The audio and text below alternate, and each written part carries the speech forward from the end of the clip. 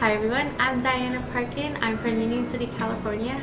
Ethnically, I'm Filipino and Indian, yet I identify as Filipino American. My name is Brandon Dela Cruz. I'm a Filipino American from Newark, California.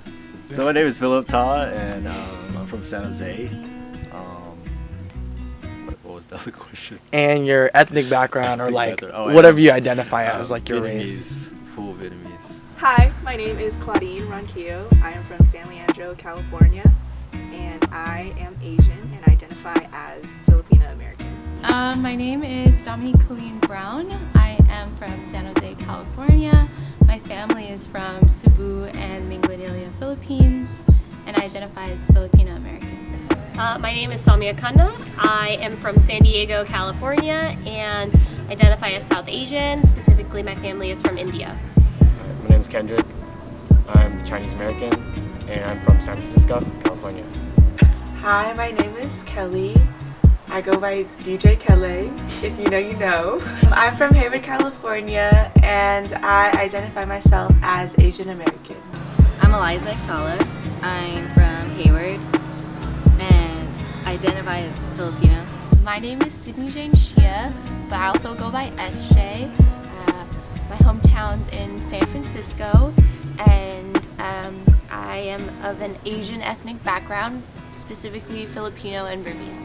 Hi, my name is Ashley. I'm from San Francisco, and I am Chinese Singaporean American. I'm Teresa Margarita Martinez Solorzano. I'm born in California, Concord, California. Lived most of my childhood in Coeur d'Alene, Idaho. Finishing my adult life here in Moraga. My ethnic background is Puerto Rican, Salvadorian, Ecuadorian, and Filipino. My name is Kyle Torneros. I'm Filipino American, and I'm from Danville, California. Hi friends, my name is Maya Patel. My pronouns are she, her, and hers. The town I live in is South San Francisco, but I often call myself a Bay Area girl. Those who know me know why I call myself a Bay Area girl. I am Indian, that's my ethnicity, and I identify as Indian. My name is Ava Soria. I'm from Pacifica, California, and I identify as Filipino or Asian American. So my name's Erin. I'm from San Francisco, California, and I identify as Chinese and Japanese American. I'm Lil Mango, aka Jared Pingy.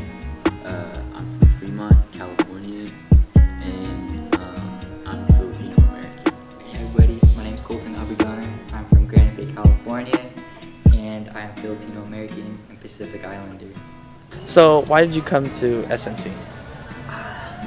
I came to SMC partially because it was closer to home, but also of the smaller class sizes, they were very appealing, and I knew I wanted to major in business somewhat, so I looked for a school with good business connections. You want the honest truth, or what SMC was? Honestly, I went to SMC because I couldn't get into like the main UCs that I wanted to, so sorry, but this was like my backup choice. I think what SMC wanted was I chose the schools because of its great programs in physical therapy, but however I kind of switched majors to business, so that's the point it didn't work, but yeah. So I went to a really large public high school, and I felt like it didn't feel very intimate. So when I was looking for colleges, I wanted to find somewhere where I could feel like I could be a part of like a really close-knit and small community, and I felt like St. Mary's could achieve that, and they did. I know that if I went to a UC or a state school that I would feel lost in the lecture halls with hundreds of people, and the small class sizes allowed me to develop better relationships with my professors. How would you describe the influence your culture has had on you growing up?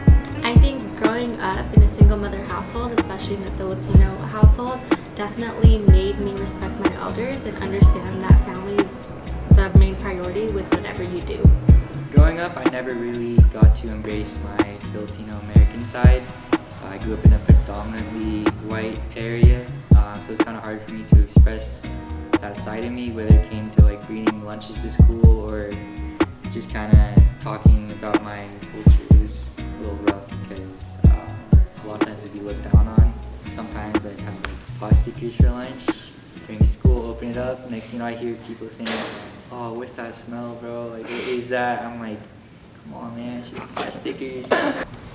I would say that when I was very young, my culture had a heavy influence on my life. I would say around high school, I felt a little bit lost with that side of my identity, mostly because it was a predominantly white high school, and I felt that I couldn't express my Asian American identity until I came to St. Mary's and found APASA. So I felt that I was able to reconnect once I entered college. So what are some struggles you've faced being part of the API community? I guess sort of just the misrepresentation, I guess, that takes place, you know, like kind of seeing what or how our culture is like misrepresented in a certain way. I think something that I've struggled with is just feeling like I don't belong in a certain space, or just feeling othered or less than. And I think especially going to a predominantly white school, it's definitely easy to feel that way and just to not see people that look like you, which I think is just so important.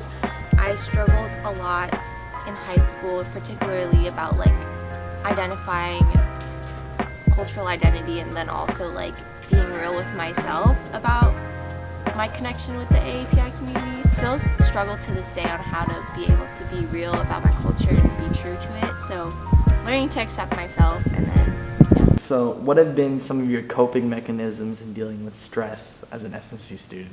Oh boy. Go out to Berkeley, get some food. That's always a fun vibe. Are you being honest, Colton? I don't know. I personally like to listen to music. I'm a very like musical person. I love making playlists. If you ever need a playlist, hit me up. Crying. Lots of crying. Sleeping. Lifting. I do a lot of lifting. To go hang with friends, maybe get food, maybe, you know, care for my fish tank, just, you know, to help distract my mind. Taking a nap. It's my favorite activity to do.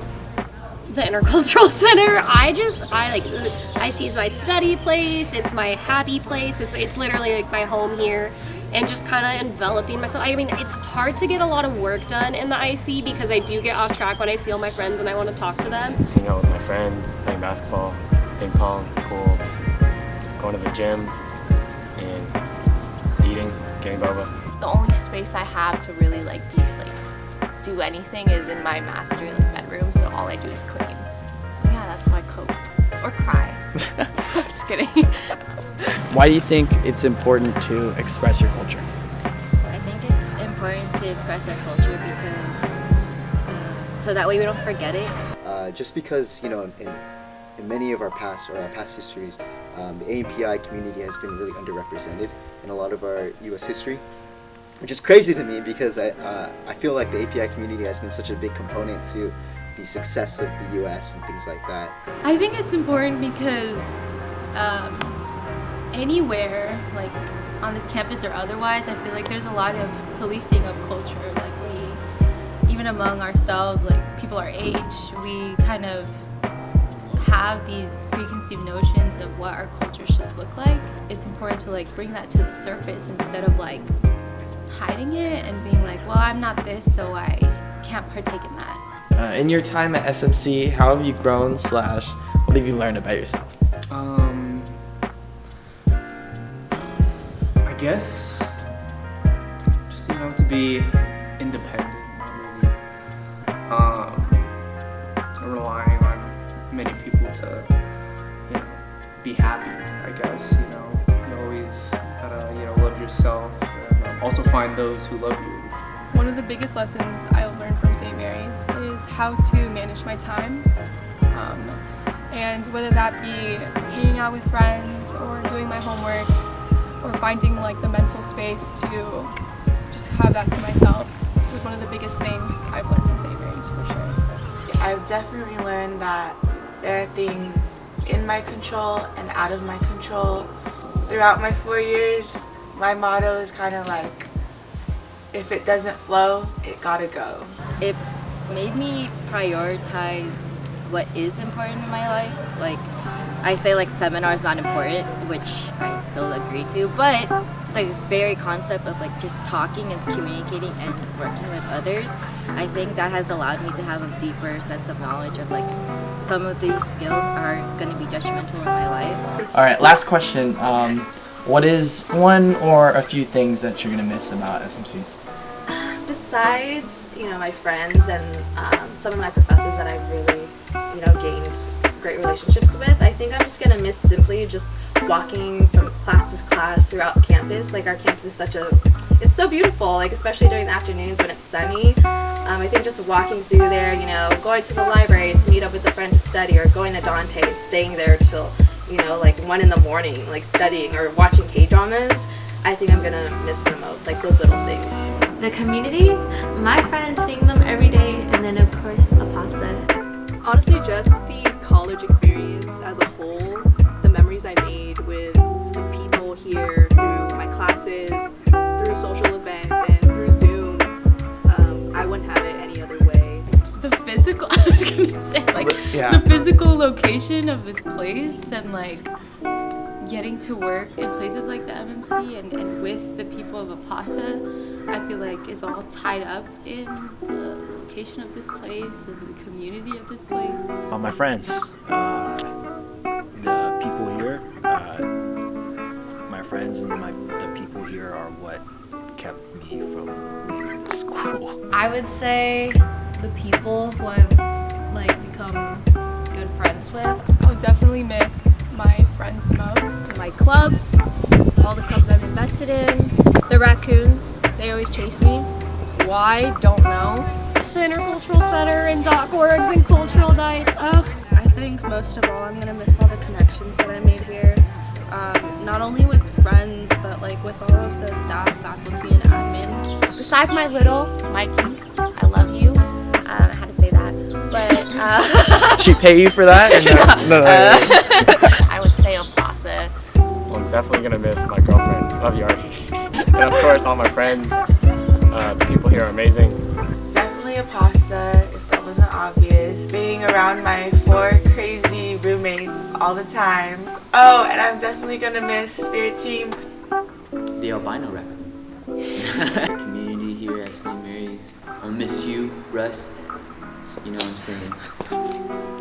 Just the vibe here on campus. I think it's something that you can't get anywhere else.